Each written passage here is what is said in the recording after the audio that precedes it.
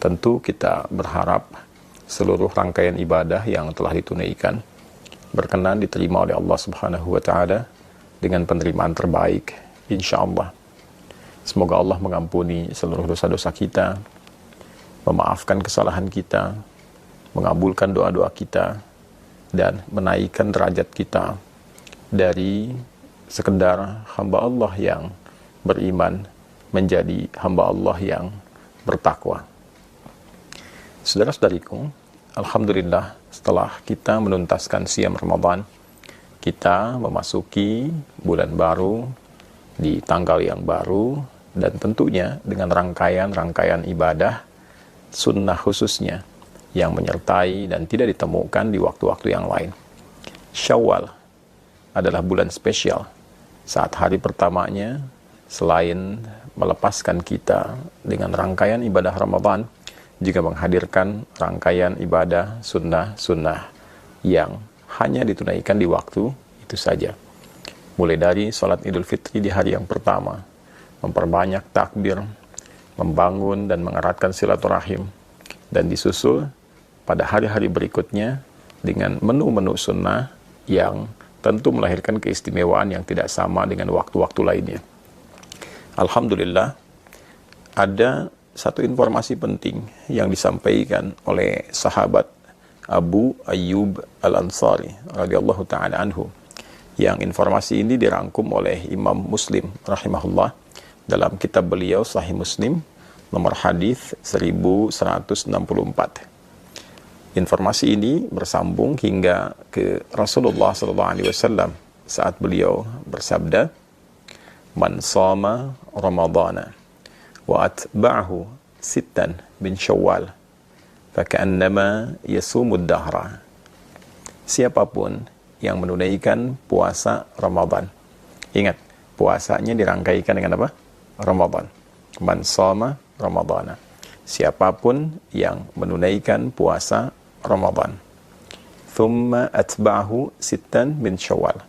Lalu diikuti dengan menunaikan puasa sunnah di bulan Syawal sebanyak 6 hari.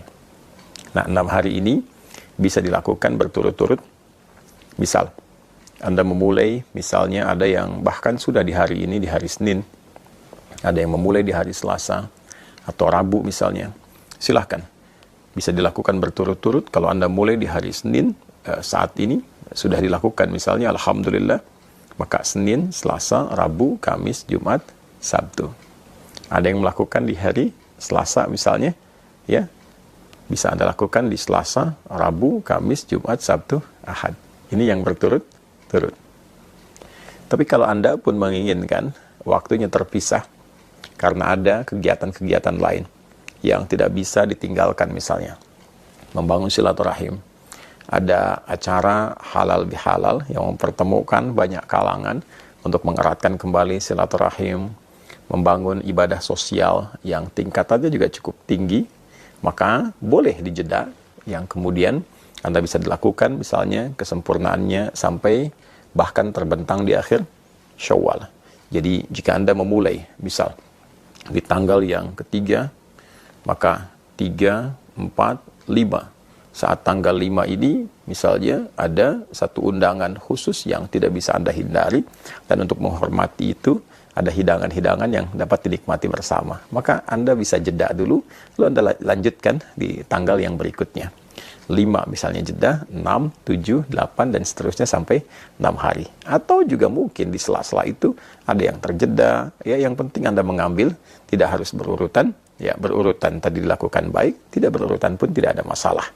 6 hari itu jika bisa dilakukan, maka faka'annama yasumu ad-dahra, maka seakan-akan orang yang menyempurnakan puasa Ramadan ditambah dengan 6 hari di bulan Syawal itu, faka'annama yasumud dahra, seakan-akan dia menyempurnakan puasa sepanjang tahun.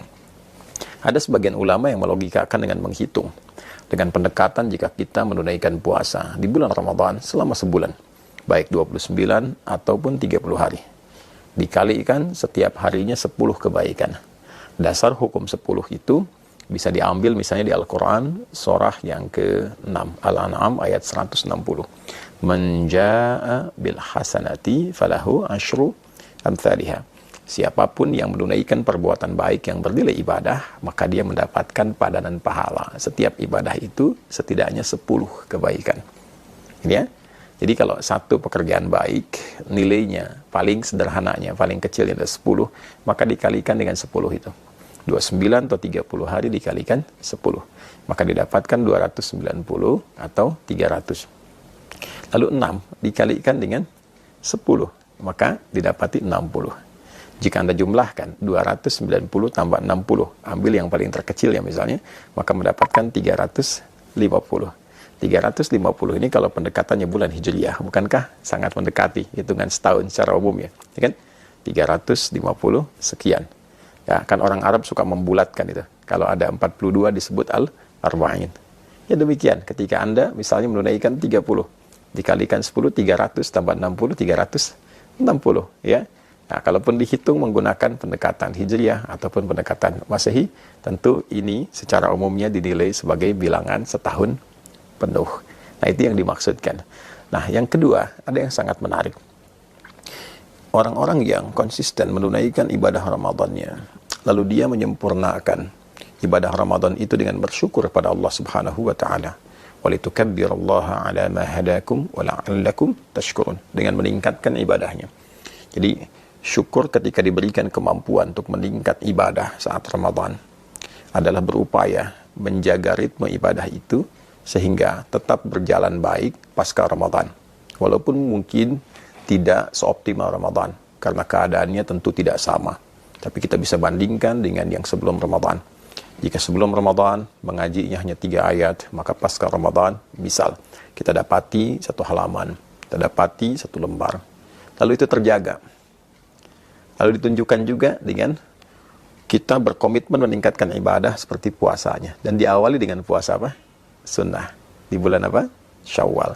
Nah, itu yang mahal. Itu yang mahal. Jadi poinnya adalah ketika kita mampu mensyukuri nikmat menunaikan ibadah Ramadan dan mampu mengaktualisasikan semua nikmat itu dengan meneruskan secara konsisten ibadah-ibadah kita dalam rangka syukur kepada Allah, itu yang diapresiasi tinggi oleh Allah Subhanahu wa taala. Sehingga nilai puasa kita bukan terbatas di Ramadan, tapi seakan-akan setiap waktu terjaga sampai ketemu Ramadan kembali. Itu esensinya. Jadi bukan sekedar tambah 6 dihitung, apalagi kalau menggunakan satu pendekatan yang tidak keren. Karena ada perbedaan 29-30, maka saling memperbincangkan ini yang sempurna, ini yang setahun, yang tidak. Bukan. Esensinya bukan itu. Esensinya bagaimana kita bisa menjaga spirit Ramadan kita sehingga berlangsung secara kontinu sampai dengan akhir di bulan Ramadan itu, terus berlanjut 11 bulan berikutnya sehingga terjaga kondisi spiritualitas kita seakan-akan kita dalam kondisi puasa selama setahun. Itu poinnya. Ya, jadi memahami makna secara real, memahami lafzi tadi, memahami makna secara kontekstual. Ada yang tekstual, ada yang kontekstual. Kalau kita padukan keduanya, secara tekstual, pahalanya seakan-akan didapati selama setahun. Secara kontekstual, dia terjaga selama setahun dengan spirit puasanya. Dia meningkat ibadah, dia menghindari dosa, sampai dia bertemu Ramadan berikutnya. Kalau mampu dilakukan seperti itu, maka ada kebanggaan saat dia pulang menghadap Allah Subhanahu wa ta'ala. Lis-shaimi farhatani. Ada 2 kebahagiaan, kebanggaan bagi orang yang telah menunaikan puasa. Farhatun 'inda yuftir. Maka kebahagiaan pertama ketika dia tengah berbuka, saat dia puncaknya memasuki Idul Fitri. Dan yang kedua, saat ia menghadap kepada Rabb-nya, membawa pahala puasanya karena berhasil menaklukkan nafsunya dan berhasil menjaga ritme puasanya dalam kondisi spiritual yang baik sampai di ujung wafatnya. Semoga kita semua digolongkan pada golongan-golongan terbaik yang mampu menjaga ritme ibadah kita pasca Ramadan, meningkatkan kemampuan terbaik kita dalam mengabdi kepada Allah dimulai di bulan Syawal ini, dan insya Allah wafat dalam keadaan husnul khatimah.